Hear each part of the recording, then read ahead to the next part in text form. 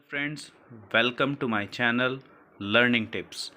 आज बड़ा ही interesting chapter हम लोग पढ़ने के लिए जा रहे हैं, जो कि क्लास 12th का इंडियन इकोनॉमी का चैप्टर नंबर 1 है।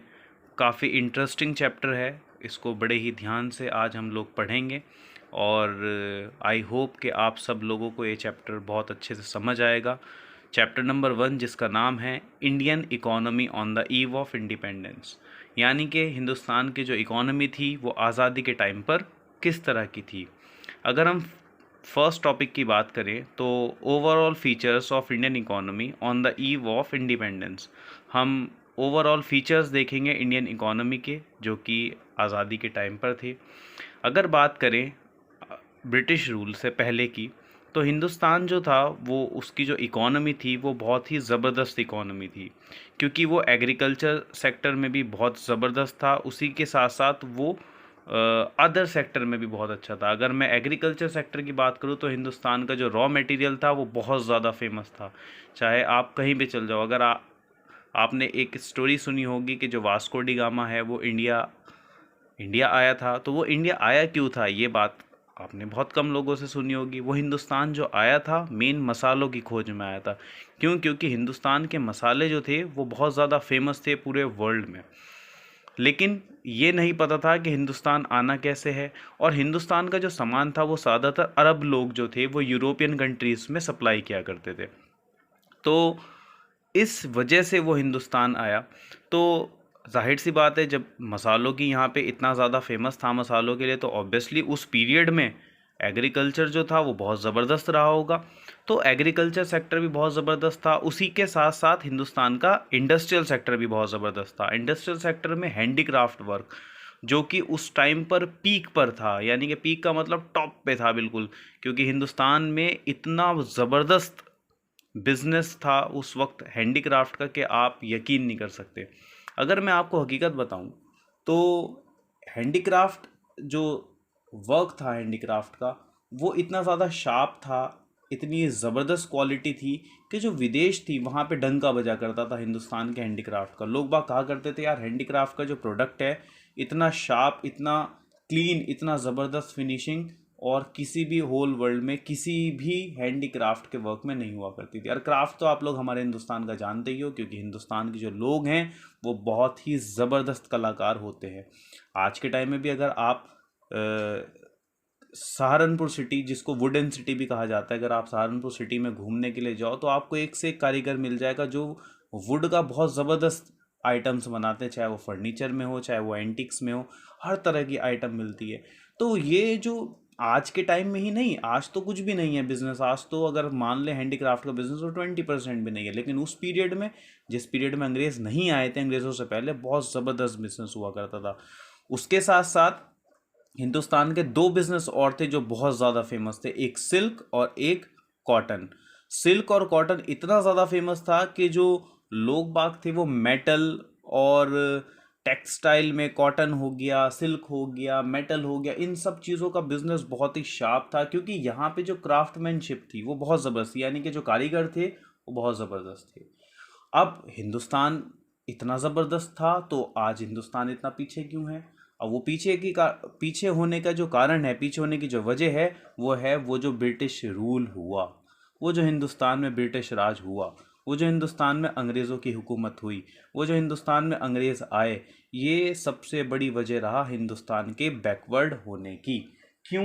क्योंकि जब वो हिंदुस्तान आए तो उन्होंने देखा, यार हिंदुस्तान एक ऐसी कंट्री है जहाँ पे हर चीज़ है, यहाँ के कारीगर बड़े अच्छे हैं, यहाँ पे रॉ मटेरियल बहुत ज़बरदस्त है, यानी कि रॉ मटेरियल जो कच्चा माल है वो बहुत ज़बरदस्त है, यहाँ पे जो क्वालिटी है प्रोडक्ट्स की वो बहुत ज़बरदस्त है। ये सब देख करके वो बहुत परेशान हुए। उन्होंने कहा, यार अगर ये कंट्री डेवलप कर गई तो पूरे वर्ल्ड में इंडिया जैसी कंट्री नहीं होगी भाई। अरे वाकई में इंडिया जैसी कंट्री नहीं है, क्योंकि उस टाइम पे तो सोने की चिड़िया थी ये। तो उन्होंने सबसे पहले चालाकी चली, उन्होंने कहा यहाँ के बिजनेस को कैसे ख़त्म किया जाए। तो उन्होंने यहाँ के बिजनेस को ख़त्म करने के लिए सबसे पहला गेम खेला।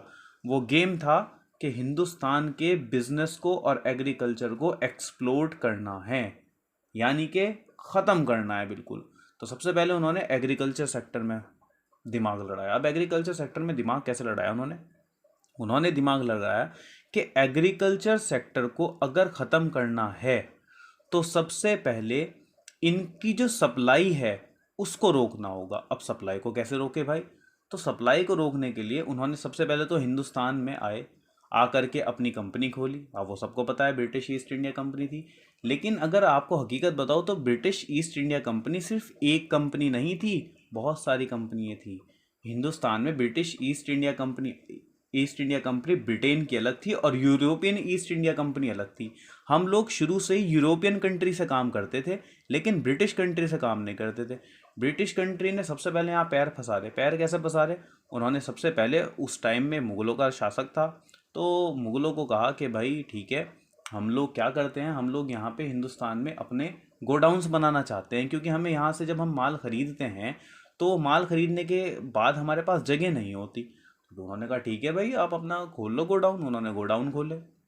जब गोडाउन खुल गए तो उसके बाद उन्होंने धीरे धीरे करके यहाँ का सामान को रखना शुरू किया। जब सामान को रखना शुरू किया तो धीरे धीरे करके उन्होंने अलग अलग जो यहाँ के बंदरगाह हैं, यानी कि जहाँ से माल जाया करता था, उन सभी पे कब्ज़ा करना शुरू कर दिया। और उन पे कब्ज़ा करने के बाद टैक्स वसूल करना शुरू कर दिया कि भैया ये तो हमारी जगह है और यहाँ से तो माल तब जाएगा जब आप हमें टैक्स दोगे। तो क्या किया उन्होंने, जो एक्सपोर्ट था वो तो उन्होंने, जो एक्सपोर्ट यहाँ से बिज़नेस हुआ करता है, यानी कि जो यहाँ का माल विदेश में जाया करता था, वो पॉलिसी चालाकी चली कि यहाँ से माल जो जाया करता था उसके टैक्स बढ़ा दिया और जो बाहर से माल आया करता था उसका टैक्स घटा दिया। इट मीन्स कि जो विदेशों से माल आता था वो सस्ता आता था, जो यहाँ से माल जाता था वो महंगा जाता था। अब इससे दो फ़ायदे हुए। दो फ़ायदे क्या हुए?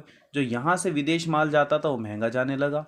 जब महंगा जाने लगा तो विदेशों की कंपनियों ने हमारे देश के माल को ख़रीदना बंद कर दिया। जब माल ख़रीदना बंद कर दिया तो जाहिर सी बात है यहाँ के जो कारीगर हैं वो बेरोज़गार हो गए, का माल बनना बंद हो गया, फैक्ट्रियाँ बंद हो गई। अब वहाँ से जो माल यहाँ सस्ता आ रहा था वो यहाँ के लोगों ने भी यही किया, हिंदुस्तान के लोगों ने विदेशी माल खरीदना शुरू कर दिया और हिंदुस्तान के माल को खरीदना बंद कर दिया। तो जाहिर सी बात है कि दोनों तरफ से बेरोज़गारी।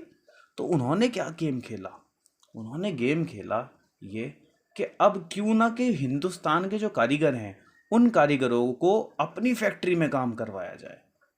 तो जाहिर सी बात है कि वो जितने भी कारीगर थे वो सारे के सारे अंग्रेज़ों की फैक्ट्री में काम करने लगे। जब वो अंग्रेज़ों की फैक्ट्री में काम करने लगे तो जाहिर सी बात है कि जो अंग्रेज़ थे उन लोगों ने शुरू में तो उन्हें अच्छी तनख्वाह पे रखा, फिर बाद में धीरे धीरे करके उनसे काम ज़्यादा लेने लग गए और पैसा कम देने लग गए और धीरे धीरे करके हिंदुस्तान एक्सप्लोर्ट होने लगा।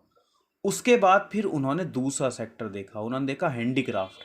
हैंडीक्राफ्ट में क्या काम किया? हिंदुस्तान से लकड़ी खरीदी, यानी कि कच्चा माल खरीदा और लकड़ी अपने यूरोप में भेज दी। और वहाँ पे भेजने के बाद उन्होंने सबसे पहले क्या काम किया? वहाँ पे माल भेज करके उन्होंने सबसे बड़ा गेम खेला ये कि जैसे ही उन्होंने वहाँ पे माल भेजा, यानी कि विदेश में जैसे ही माल भेजा, तो लकड़ी की जो फर्नीचर है उसको बना करके हिंदुस्तान में सस्ते रेट पे बेचना शुरू कर दिया।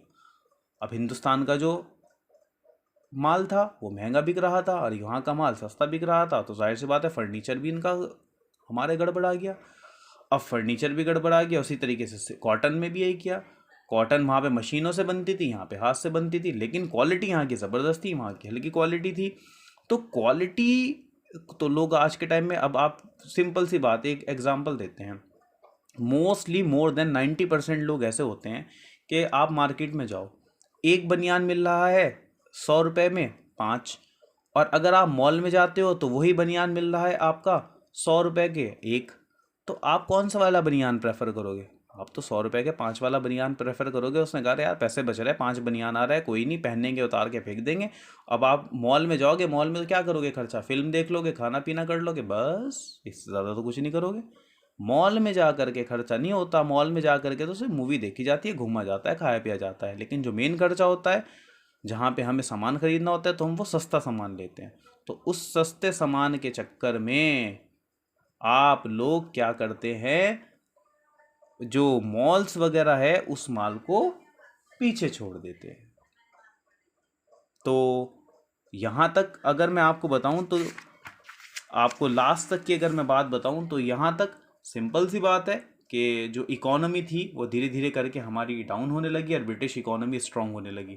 तो क्या हुआ? हिंदुस्तान का जो बिज़नेस है वो ब्रिटिश हुकूमत आने तक डाउन हो गया और उनका जो बिजनेस है वो धीरे धीरे करके अप हो गया। तो दैट मीन्स हुआ क्या, हुआ ये कि हमारी इकोनॉमी माइनस में चली गई। अगर हम आज़ादी के टाइम की बात करें, 1950 की बात करें, या जिस वक्त हमारे देश में कॉन्स्टिट्यूशन शुरू हुआ, नया संविधान शुरू हुआ, नई सरकार आई, तो उस वक्त में जो इकोनॉमी थी वो माइनस में थी। माइनस में क्यों थी? क्योंकि सब कुछ तो ख़त्म हो चुका था।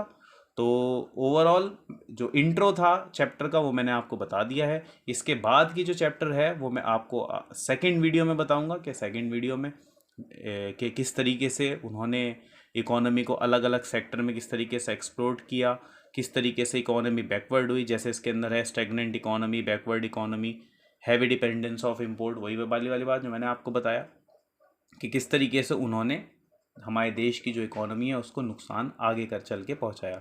इसके कुछ नोट्स भी हैं जो मैं आपको बनवाऊंगा आगे चल करके। अभी मैंने आपको इंट्रो दिया है, आई होप कि आपको इंट्रो पसंद आया होगा।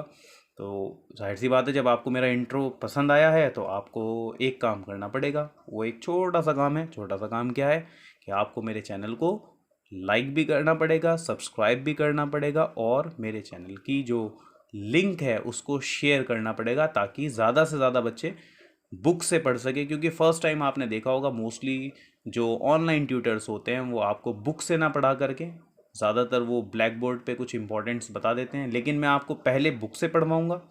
बुक से पढ़ाने के बाद जब ये चैप्टर कंप्लीट हो जाएगा तो मैं आपको एक दिन जो इसके इम्पॉर्टेंट नोट्स हैं उन नोट्स को लिख करके बोर्ड के ऊपर वो फिर मैं आपको समझाऊंगा थोड़ा सा शॉर्ट में, और आप उस दिन उसका स्क्रीनशॉट लें और अपने नोट्स घर पे तैयार करें।